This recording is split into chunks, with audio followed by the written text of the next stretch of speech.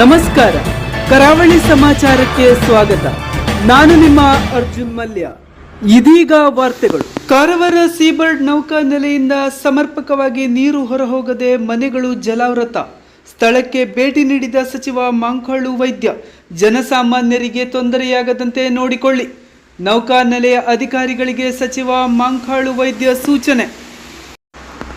Karwar Seabird ನೌಕಾ ನೆಲೆಯಿಂದ ನೀರು ಹೊರಹೋಗದೆ ಅಕ್ಕಪಕ್ಕ ಗ್ರಾಮಗಳ ಮನೆಗಳಿಗೆ ನೀರು ತುಂಬಿ ಸಾರ್ವಜನಿಕರು ತೊಂದರೆ ಅನುಭವಿಸುತ್ತಿದ್ದು, ಸಚಿವ ಮಾಂಕಾಳು ವೈದ್ಯರು ಜಲಾವೃತ ಗ್ರಾಮಕ್ಕೆ ಭೇಟಿ ನೀಡಿ ಪರಿಶೀಲನೆ ನಡೆಸಿ ಜನಸಾಮಾನ್ಯರಿಗೆ ಆಗುವ ತೊಂದರೆಯನ್ನು ಈ ಕೂಡಲೇ ಪರಿಹರಿಸುವಂತೆ ನೌಕಾ ನೆಲೆಯ ಅಧಿಕಾರಿಗಳಿಗೆ ಸಚಿವರು ಸೂಚನೆಯನ್ನು ನೀಡಿದರು. ಹೌದು ವೀಕ್ಷಕರೇ, ಉತ್ತರ ಕನ್ನಡ ಜಿಲ್ಲೆಯಲ್ಲಿ ಸುರಿಯುತ್ತಿರುವ ಅತಿವೃಷ್ಟಿಯ ಕಾರಣ ಸಾರ್ವಜನಿಕರು ಹೈರಾಣಾಗಿ ಹೋಗಿದ್ದು, ಈ ಸಮಸ್ಯೆಯ ಮಧ್ಯೆ ಈ IRB ಮತ್ತು ನೌಕಾ ನೆಲೆಯ ಕಾರಣ ಜಿಲ್ಲೆಯಲ್ಲಿ ಗುಡ್ಡ ಕುಸಿತಗೊಂಡು ಅನೇಕ ಸಾವು ನೋವುಗಳು ಸಂಭವಿಸುತ್ತಿದ್ದು, ಉತ್ತರ ಕನ್ನಡದ ಅನೇಕ ಗ್ರಾಮಗಳು ಜಲಾವೃತಗೊಂಡಿದೆ. ಅಂಕೋಲದ ಶಿರೂರಿನಲ್ಲಿ IRB ಕಂಪನಿಯ ಅವೈಜ್ಞಾನಿಕ ಕಾಮಗಾರಿಯಿಂದ ಗುಡ್ಡ ಕುಸಿದು ಸಾವಿನ ಸಂಖ್ಯೆ 7ಕ್ಕೆ ಏರಿದೆ. ಈ ಪರಿಸ್ಥಿತಿ ಹೊಸಿಯಾಗಿರುವಾಗಲೇ ಕಾರವಾರದ ಸೀಬರ್ಡ್ ನೌಕಾ ನೆಲೆಯಿಂದ ಸಮರ್ಪಕವಾಗಿ ನೀರು ಹೊರಹೋಗದ ಕಾರಣ ಅಕ್ಕಪಕ್ಕದ ಗ್ರಾಮಗಳು ಜಲಾವೃತವಾಗಿದ್ದು, ಗ್ರಾಮದ ಮನೆಗಳಿಗೆ ನೀರು ಹೊಕ್ಕಿ ಗ್ರಾಮಸ್ಥರ ಜೀವನ ಮೂರ ಬುಟ್ಟೆಯಾಗಿ ಹೋಗಿದೆ. ಸ್ಥಳಕ್ಕೆ ಸಚಿವ ಮಾಂಕಾಳು ವೈದ್ಯರು ಭೇಟಿ ನೀಡಿದ್ದು ಪರಿಶೀಲನೆ ನಡೆಸಿದ್ದಾರೆ.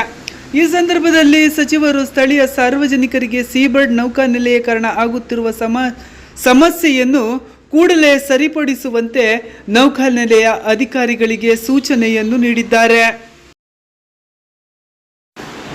ಈ ಸಂದರ್ಭದಲ್ಲಿ ಸಚಿವ ಮಾಂಕಾಳು ವೈದ್ಯರು ಮಾಧ್ಯಮದ ಜೊತೆ ಮಾತನಾಡಿ, ನನ್ನ ಜಿಲ್ಲೆಯಾದ ಉತ್ತರ ಕನ್ನಡದ ಜನತೆ ಈ IRB ಮತ್ತು ಸೀಬರ್ಡ್ ನೌಕಾ ನೆಲೆಯ ಕಾರಣ ತೊಂದರೆಯನ್ನು ಅನುಭವಿಸುವಂತಾಗಿದೆ.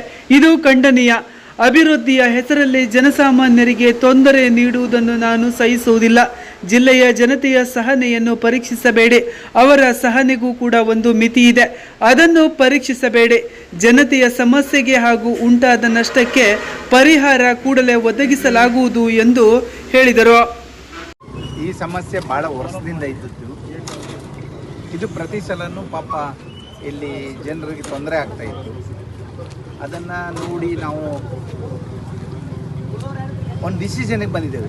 ಯಾವುದೇ ಕಾರಣಕ್ಕೆ ಸಾಮಾನ್ಯ ಜನಕ್ಕೆ, ಬಡವರಿಗೆ ಅಥವಾ ಈ ಭಾಗದ ಜನಕ್ಕೆ ತೊಂದರೆ ಆಗದಿದ್ದ ಹಾಗೆ ಮಾಡುವಂಥ ಕೆಲಸವನ್ನು ನಾವು ಮಾಡಲಿಕ್ಕೆ ಈಗಾಗಲೇ ಆದೇಶ ಮಾಡಿದ್ದೇವೆ. ಅದು ಆಗ್ತದೆ. ಇನ್ಮೇಲೆ ಈ ಸಮಸ್ಯೆ ಬರೋದಿಲ್ಲ, ಯಾವುದೇ ಕಾರಣಕ್ಕೆ ಆಗೋದಿಲ್ಲ. ಯಾವುದೇ ಕಾರಣಕ್ಕೆ ಜನ ಯಾರು ಆತಂಕ ಪಡುವಂಥ ಅವಶ್ಯಕತೆ ಇಲ್ಲ. ಇನ್ಮೇಲೆ ಕ್ಲಿಯರ್ ಆಗ್ತದೆ.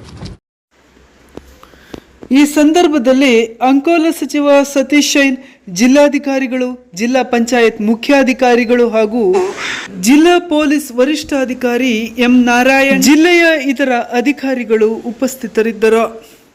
ಕರಾವಳಿ ಸಮಾಚಾರ ನ್ಯೂಸ್ ಬ್ಯೂರೋ. ಸರ್ವೆ ಮಾಡಿ ನೀವು